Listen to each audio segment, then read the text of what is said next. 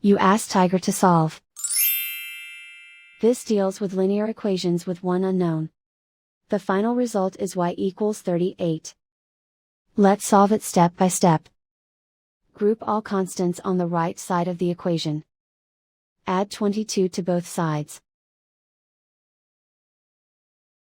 Simplify the arithmetic.